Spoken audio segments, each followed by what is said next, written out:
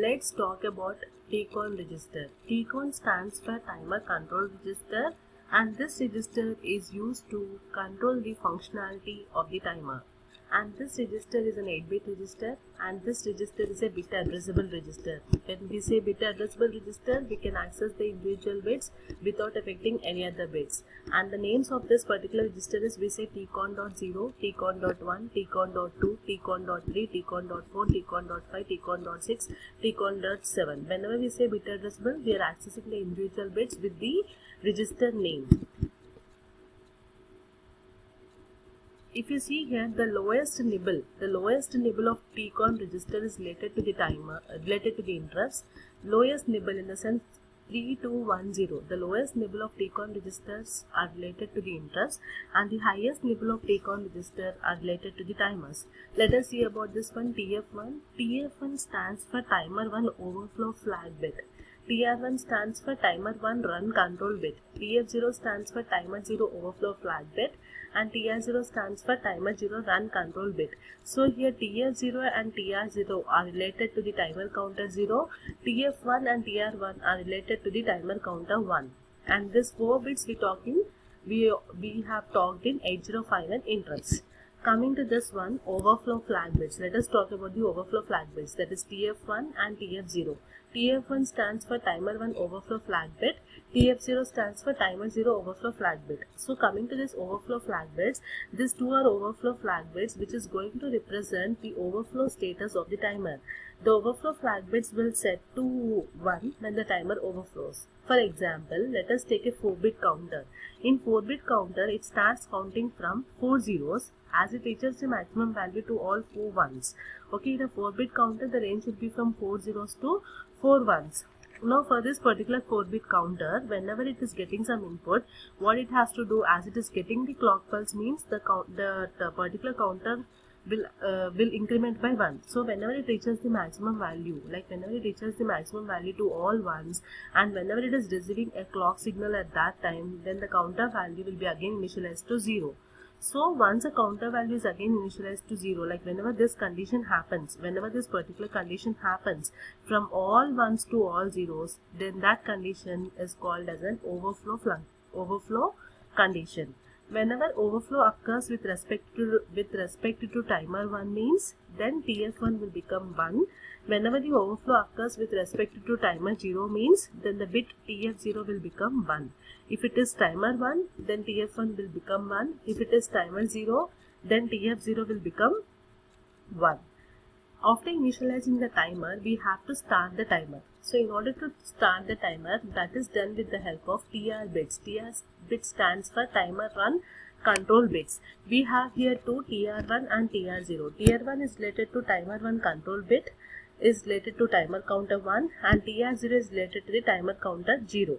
So if this particular bits are programmed to 1 means, then that particular timer starts counting. For example, if TR0 control bit is programmed to 1 means, then the timer 0 starts counting.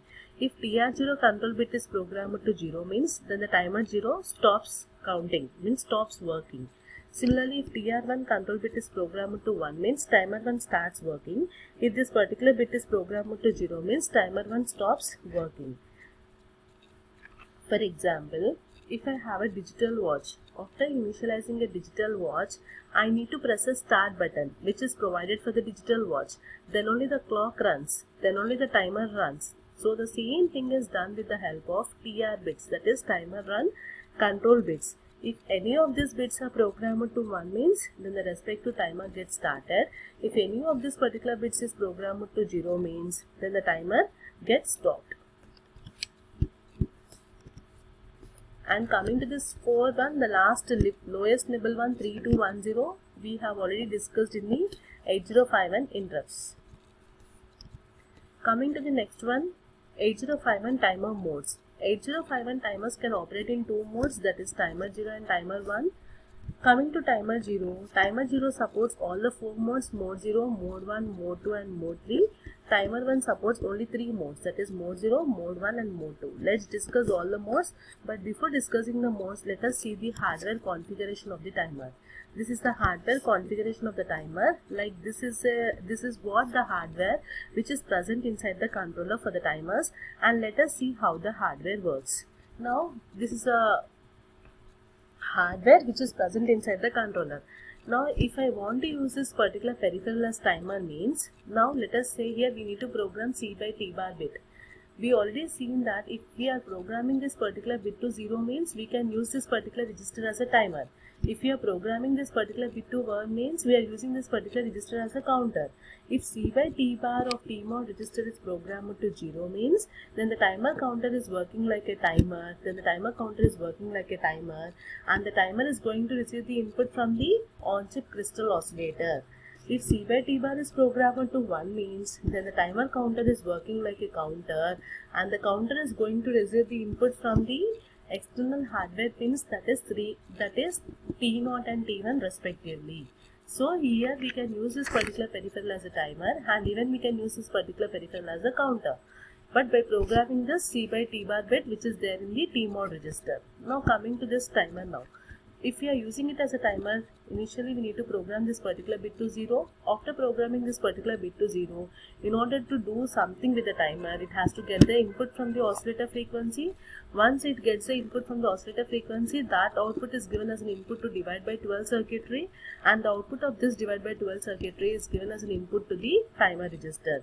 So once timer is getting this input, then you can see that switch is going to get closed. Once the switch is closed, it means that the timer peripheral is getting the input from the oscillator frequency. Similarly, when you are programming this particular bit to 1 means, it would be working as a counter. So this particular switch is closed, and this counter is going to receive the input from the T1 and T0 pins respectively. Now if you are getting the clock signals, then the timer counter starts working. If it is not getting the clock signals, then particular timer is not going to work. It is going to be in a stopped state. So here if you see here, the input will be transferred to the timer stage only when the switch is closed. So when the switch is closed, now if you see here, if it is, let's think that this peripheral we are working like a timer. So when we are working like a timer, you can see this switch is getting closed, and even this switch is going to get closed. So whenever this switch is going to get closed, when the switch will be closed, when the output of AND gate is high. When the output of AND gate will be high, if both the inputs of AND gate is high, then the output of AND gate will be high. So here one of the input of the AND gate is TR bits. TR bits stands for timer and control bits. Like if this timer and control bits is programmed to 0 means, then the output of AND gate becomes 0, because if one input is 0, even the output will be 0. Once it is 0, then it is acting as an open switch. Once it is acting as an open switch, the timer is not going to get any input, and the timer will be in an inactive state, and the timer is not going to get any clock signal. As it is not going to get any clock signal, it is not doing any counting process. Okay, so suppose if this particular bit is programmed to 1 means, we need to check the other input of the AND gate. We need to check the other input of the AND gate. The other input of the AND gate is the output of the OR gate. So in order to check the output of the OR gate, again we need to check the inputs of the OR gate. One of the input of the OR gate is gate bit, and the other input of the OR gate is external hardware interrupt bits. Now let us talk here with the gate bit. Whenever the gate bit is programmed to 0 means, we can control the operation of the timer with the help of software. Let us assume this gate bit is 0. When I say gate bit is 0, the output will be, this is a NOT 1.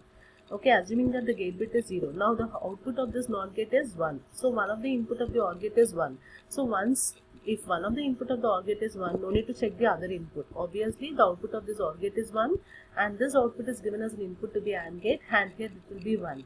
And it is 1, and even this particular bit is 1. If it is 1, then the output of AND gate is 1. Once it is 1, it is going to act like a closed switch. Once it is going to act like a closed switch, it means the timer is going to get the input, and the timer is doing the counting process. It is going to count the internal clock pulses. Similarly, we can control the operation of the timer even with the help of hardware also. So in order to do that, when I say gate bit is 1, the output of NOT gate is what? It is nothing but 0. If one of the input of OR gate is 0, we need to check the other input of OR gate. The other input of OR gate is through external hardware interrupt pins, that is INT1 and INT0. If, let us say now, if TR1 by 0 bit, this timer and control bit is programmed to 1. If it is 1, we need to check the other input of the AND gate. So in order to check the other input of the AND gate, I am going to check here both the things. TR1 is 0 and let us say this is 1 now.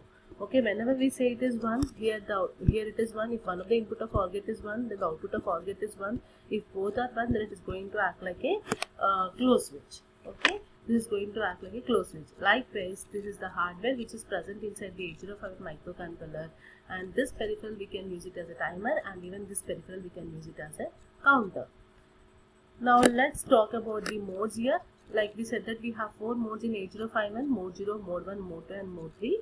Mode 0 is called as a 13-bit timer mode. Why? Because we are using all the 13 bits in the timer register. It might be a timer 0 or it might be a timer 1.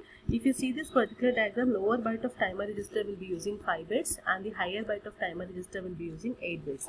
So here a completion of 8 plus 5 total 13 bits we are using. That is why it is called as 13-bit timer mode. Here X can be for timer 0 and timer 1, and this is the lower byte of timer register and this is the higher byte of timer register, and this is the overflow flag bit. Like as soon as whenever the particular timer register gets an overflow condition, overflow in the sense from all 1s to all 0s, then this TF1 will become 1, which generates an interrupt. So coming to this 13-bit timer mode, here the minimum count value will be all 13 zeros and the maximum count value will be 13 ones. 13 ones in hexadecimal notation is represented as 1 triple FH. Coming to the next mode, this is your timer 0 which operates in mode 0. We have TL0 5 bits and TH0 8 bits. Say total a completion of 13 bits. Once the timer gets the input from the crystal oscillator, it does the counting process. Once it gets an overflow condition, like whenever it reaches the maximum value to all zeros, then the TF0 will become 1, which is going to generate an interrupt. So here the maximum count value will be 1 triple FH in hexadecimal notation. Coming to the timer 1, even we can operate in mode 0. This diagram is for timer 0 and this diagram is for timer 1. Let us talk about mode 1 now. Mode 1 is called as a 16-bit timer mode. Why? Because we are using the 16 bits of timer register. It might be a timer 0 or timer 1. Here the lower byte of timer register will be using 8 bits and the higher byte of timer register will be using 8 bits. So a completion of 8 plus 8 is 16 bits. Here we are using complete 16 bits. That is why it is called as 16-bit timer mode. And even in this, the minimum count value will be 4 zeros and the minimum count value will be your 8 zeros.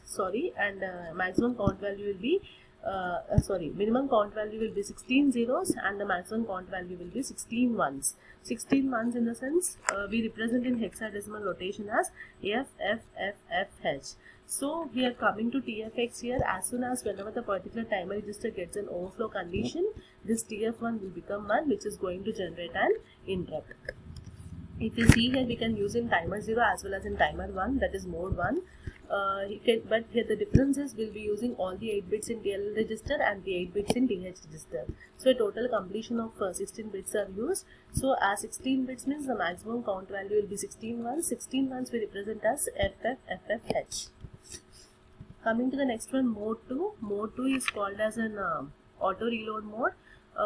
As it is an 8-bit mode, and why we are calling it as an auto reload mode means here we are using only 8 bits of TLX register, and we have to initialize this TLX register with some value, and THS checks register should initialize with some auto reload value.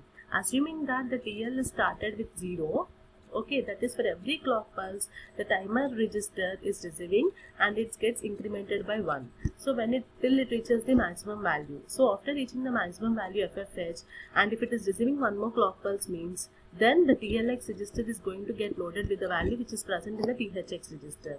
That is why it is called as an auto reload mode. For every rollback condition or for every overflow condition, this TF will become 1, which is going to generate an interrupt. Coming to the next mode, this is for timer 0 and this is for timer 1.